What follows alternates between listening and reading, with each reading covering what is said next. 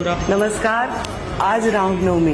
मी आपल्या सर्वांना रामनवमीच्या शुभेच्छा देते. यावेळीची रामनवमी आपल्यासाठी फार खास आहे, कारण रामलल्ला अयोध्येमध्ये स्वतःच्या मंदिरामध्ये विराजमान झालेले आहे. तिथे पण सकाळी मी रामलल्लाचं पूजन पाहिलं.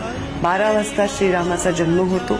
रामाचा जन्म आपण आपापल्या पद्धतीने साजरा करतच असाल, पण रामाचा जन्म साजरा करत असताना रामाचं जीवन सुद्धा तेवढंच आवश्यक आहे. आपण समजून घेणं आणि त्यातला कुठला तरी गुण, त्यातला कुठला तरी एक प्रयास आपल्या जीवनामध्ये करणं. मी तो केला आहे. मला असं वाटतं की माझ्या वडिलांचं प्रत्येक वचन हे माझ्यासाठी ईश्वराचा आदेश आहे.